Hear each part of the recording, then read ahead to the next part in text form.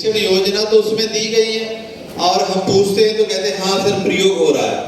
तो मैं अपने बिंदु में बताऊंगा कि का प्रयोग और संदर्शिका का प्रयोग हमारे एसआरटी साथी हैं, बहुत ही टैलेंटेड साथी हैं। गैजेट्स आईसीटी का प्रयोग हो या राज्य परियोजना कार्यालय से किसी भी प्रकार की कोई गतिविधि है तो उनके बगैर हम लोग पूरा नहीं कर पाते। प्रदीप भटनागर जी, बहुत बहुत स्वागत है आपका। आप आइए और मंच के माध्यम से हमारे सभी संकुल शिक्षक साथियों को संदर्शिका के प्रयोग की जानकारी दें। धन्यवाद सर। और ये संदर्शिकाएं हमारी हेल्प के लिए हैं, सहायता के लिए है। एक बहुत बड़ी मुक्ति हमें लेसन प्लान से ही मिल गई कि अब हमें बने बनाए लेसन प्लान मिल रहे हैं। तो अब हमें इस पे एक थोड़ी सी समझ बनानी है, क्योंकि अभी कुछ नई संदर्शिकाएं हमारे यहाँ आई हैं और पुरानी संदर्शिकाएं हमारे यहाँ चल रही थी। तो हमारे विद्यालयों में जो पुरानी संदर्शिकाएं चल रही थी उनको आप पैक करके रख दीजिए, उनका उपयोग हमें विद्यालयों में नहीं करना। बिल्कुल ये क्लियर मैसेज है कि हमारे विद्यालयों में पुरानी संदर्शिकाओं का प्रयोग अब बिल्कुल भी नहीं किया जाएगा। उसका मैं रीजन बता देता हूँ कि पुरानी संदर्शिकाओं और नई संदर्शिकाओं में अंतर क्या है। जो हमारा सत्र 2022-23 था, उस समय जो संदर्शिका लिखी गई थी वो इस बात को ध्यान में रखकर लिखी गई थी कि उस समय कोरोना के पीरियड के बाद स्कूल खुले थे, बच्चों में लर्निंग लॉसेस हुए और उन लर्निंग लॉसेस को दूर करने के लिए संदर्शिका का प्रयोग हमें वहां पर करना था।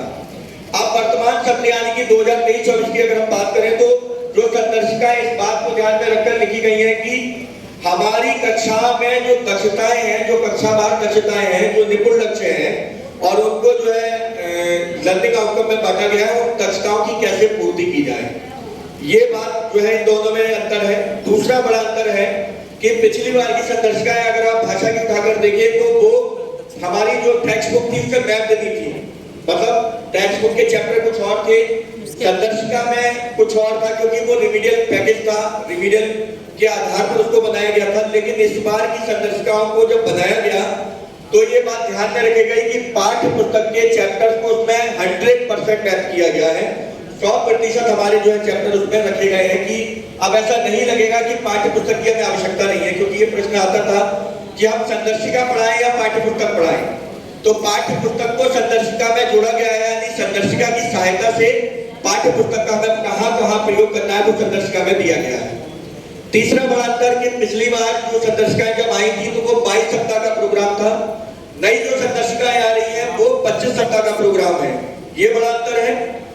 चौथा बड़ा अंतर कि पिछली बार आपने देखा होगा कि शाब्दिक जब आकलन हो रहा था तो हिंदी में 9वीं और 18वीं और गणित में 11वें और 22वें सप्ताह में था।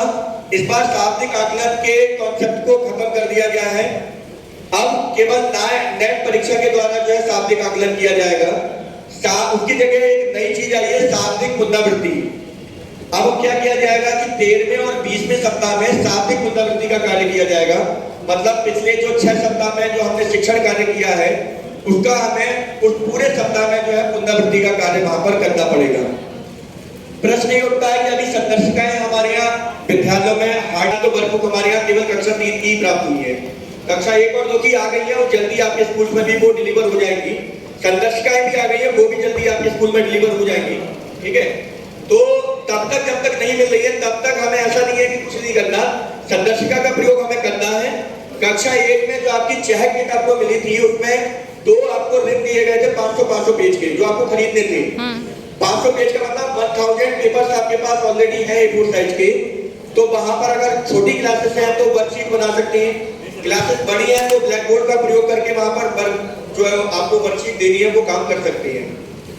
ये काम हमें करना है। अब हमें अभी तक ट्रेनिंग नहीं हुई, जब ट्रेनिंग हार्ड कॉपी में आएगी तब ट्रेनिंग होगी, लेकिन संदर्शिकाओं का प्रयोग करना है तो थोड़ा सा समझ लीजिए, क्योंकि इस बार थोड़ा सा चेंजेस किया गया है। हमारे टाइम टेबल में चेंजेस किया गया है, लर्निंग आउटकम्स में चेंजेस किया गया है, क्या पढ़ाना है कैसे पढ़ाना है उस पर थोड़ी सी समझ बना लेते हैं, जिससे हम क्लासरूम में जब जाएंगे या हमारे जो आवंटित स्कूल है उनके टीचर्स को हम बता सकेंगे, अपनी संकुल बैठक में बता सकेंगे कि कैसे संदर्शिकाओं का प्रयोग हम इफेक्टिवली अपने स्कूल में कर सकते हैं। तो ये साप्ताहिक शिक्षण चक्र है हमारे हिंदी का, और आपको पता है कि हिंदी में जो हमारा जो सप्ताह है वो बटा हुआ है 4+1+1 के पैटर्न पर। ऐसे ही गणित में बटा हुआ है 4+1+1, मतलब शुरू के 4 दिन जो है शिक्षण कार्य किया जाएगा हिंदी में 5वां दिन जो है वो पुनरावृत्ति और रिमीडियल का है, और 6ठा दिन जो है समीकरण और आकलन का है। गणित में थोड़ा सा उल्टा हो जाता है, गणित में भी बाद में चर्चा करेंगे, पहले हिंदी की हम चर्चा कर लेते हैं। एक चीज और जोड़ी गई है इसमें कि अब रिमीडियल कार्य जो है वो 6 के 6 दिन लास्ट पीरियड में बाद के 20 मिनट होगा।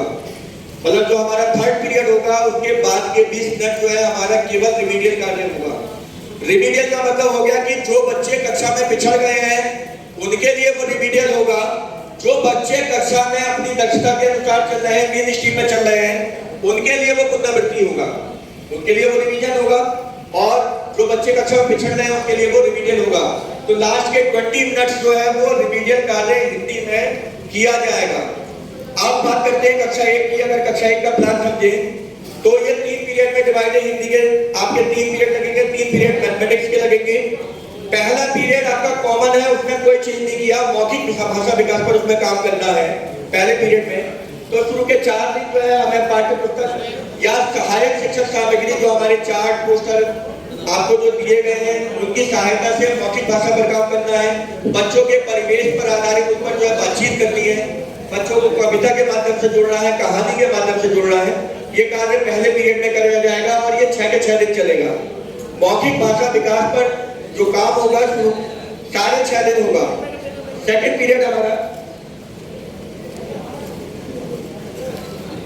आपके 6 दिन है। पहला पीरियड ये देख लीजिए, हिंदी का पहला पीरियड मौखिक भाषा विकास का है, वो एज इट इज रहेगा। मौखिक भाषा विकास जो आपका पहला पीरियड है शुरू के 4 दिन, ठीक है, 4 दिन हमें शिक्षण कार्य करना है, यानी शिक्षण योजना पर कार्य करना है। और ये शिक्षण योजनाएं हमें मिलेंगी शिक्षण संदर्शिका में। तो सहायक शिक्षक सामग्री, पाठ्य पुस्तक या जो है परिवेश की बातचीत, कहानी, कविता के माध्यम से मौखिक भाषा विकास की गतिविधियों को कराएंगे। सेकंड पीरियड जो है हमारा डिकोडिंग का है, ठीक है। कक्षा 1 में डिकोडिंग है, कक्षा 3 और 4 में सेकंड पीरियड आपका चेंज होने वाला है।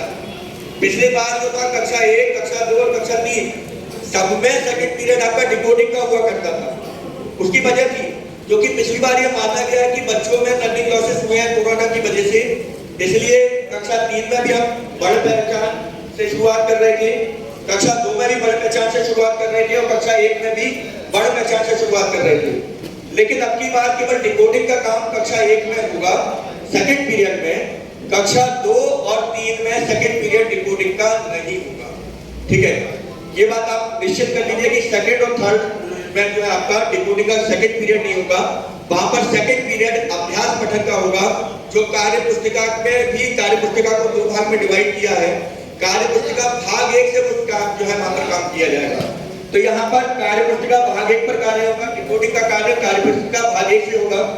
मैं थोड़ा थोड़ा आपको ओवरव्यू दे देता हूँ कि कार्य पुस्तिका भाग 1 में कुछ जो है सरल शब्द दे रखे हैं, कल, जल, नल, पल, कर, हर, तो 2 अक्षरों से मिलने वाले अमांतरिक सरल शब्द इसमें दे रखे हैं कक्षा 1 में, उस पर जो है डिकोडिंग का कार्य किया जाएगा। डिकोडिंग और ब्लेंडिंग जो है एक जो है आपस में कोरिलेटेड प्रोसेस है, दोनों साथ साथ चलते हैं। मतलब बच्चे जोड़कर भी पढ़ते हैं और बच्चे जोड़कर भी पढ़ते हैं। जो तीसरा पीरियड है हमारा कार्य पुस्तिका भाग 2 पर रिमीडियल शिक्षण होगा। रिमीडियल शिक्षण तो लास्ट के 20 मिनट हो गई। कार्य पुस्तिका भाग 2 जो दे रखा है इसमें आपका जो है प्रभावपूर्ण पठन का कार्य है। आप कक्षा 1 का बच्चा आया, अभी वो पहचान नहीं सकता, अक्षर नहीं पहचानता, शब्द नहीं पहचानता, वर्ण नहीं पहचानता, लेकिन फिर वो प्रभावपूर्ण पठन कैसे करेगा? तो एक इसमें थ्योरी है कि बच्चों को जो है प्रिंट के आधार पर जो है बच्चे जो है पहचान लेते हैं, पढ़ लेते हैं। एग्जाम्पल के लिए वो शॉप पर जाते हैं, उन्हें पता है कि पार्ले जी का बिस्किट कौन सा है, ठीक है, मतलब वो प्रिंट के आधार पर पहचान लेते हैं कि पार्ले जी का बिस्किट कौन सा है। निर्मा गर्ल छवि है तो वो पहचान लेंगे कि ये निर्मा सर्फ है रखा हुआ। तो प्रिंट के आधार पर बच्चों को पढ़ाना जो है प्रभावपूर्ण पठन में कक्षा 1 में आएगा। ये शुरू के 4 दिन के 3 पीरियड है। हमारा 5वां दिन पुनरावृत्ति का है, यानी कि हमने शुरू के 4 दिन जो कार्य किया, पहला पीरियड तो हमारा 6 दिन सेम रहेगा मौखिक भाषा पर, सेकंड पीरियड जो है हमारी साप्ताहिक पुनरावृत्ति पर रहेगा। इस शुरू के 4 दिन जितना हमने काम किया है उसकी पूरी पुनरावृत्ति हमें जो है 5वें दिन के सेकंड पीरियड में करानी है। और थर्ड पीरियड हमारा जो रहेगा स्वतंत्र पठन का रहेगा। और स्वतंत्र पठन के साथ साथ हमने बताया कि लास्ट के 20 मिनट हमें जो है रिमीडियल कार्य कराना है, रिमीडियल चर्चा करनी है। इसके बाद अगर हम छठे दिन पर आते हैं तो छठा दिन हमारा पहला पीरियड सेम है मौखिक भाषा विकास। ये ध्यान दे लीजिए 6 दिन मौखिक भाषा विकास पहला पीरियड अवश्य रहेगा। बस इसमें मौखिक भाषा विकास जो होगा वो पाठ्य पुस्तक के किसी थीम पर आधारित हम चर्चा करेंगे। उसके बाद सेकंड पीरियड इसमें साप्ताहिक आकलन का होगा और थर्ड पीरियड हमारा जो है साप्ताहिक आकलन के साथ साथ रिमीडियल शिक्षण का रहेगा। ये मैं पहले बता चुका हूँ कि लास्ट के 20 मिनट हमें रिमीडियल कार्य करना है 6 के 6 पीरियड में, 6 के 6 दिन और 3 पीरियड और 6 के 6 दिन हमें रिमीडियल कार्य करना है। तो ये ओवरव्यू था हमारा कक्षा 1 का, जिसमें 4 दिन हमारे जो थे वो अनुदेशात्मक कार्य या शिक्षण योजना पर कार्य, 5वां दिन हमारा रिमीडियल और पुनरावृत्ति का, 6ठा दिन हमारा उसमें जो था वो समेकन और आकलन का था। उसमें भी आपके 1, 2, 3 पीरियड थे। शुरू के 4 दिनों में पहला पीरियड हमारा मौखिक भाषा पर था, सेकंड पीरियड हमारा डिकोडिंग पर था और थर्ड पीरियड जो था हमारा कार्य पुस्तिका के जो भाग 2 पर था उसमें प्रभावपूर्ण पठन कराना था। हम उसमें प्रिंट मटेरियल की सहायता से वो करा सकते हैं। 5वें और 6ठे दिन में जो है कुछ नयापन आया। वो नयापन ये है कि 5वें दिन सेकंड पीरियड हमारा साप्ताहिक पुनरावृत्ति का है और 6ठे दिन हमारा सेकंड पीरियड समीप आकलन का है। ठीक है, और हमारा जो आखिरी पीरियड है उसके लास्ट के 20 मिनट हमारे रिमीडियल के रहेंगे। मैं समझता हूँ कि ये एक मोटा मोटा आइडिया आपको हो गया होगा कक्षा 1 के बारे में हिंदी में। अब बात आती है कक्षा 2 और 3 के लिए। कक्षा 2 और 3 में एक बड़ा चेंजेस आया, हमारा सेकंड पीरियड चेंज कर दिया है क्योंकि डिकोडिंग पर हम काम नहीं करेंगे, क्योंकि डिकोडिंग एक इनिशियल प्रोसेस है।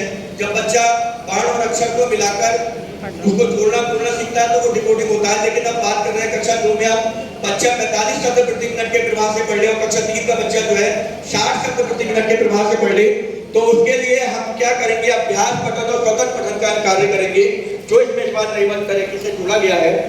शुरू के 4 दिन वही रहेंगे, आपके दक्षता आधारित शिक्षण करना है, शिक्षण योजना पर काम करना है और पहला पीरियड आपका मौखिक भाषा विकास का इसमें रहेगा। दूसरा पीरियड जो है कार्य पुस्तिका के भाग 1 पर कार्य करेंगे।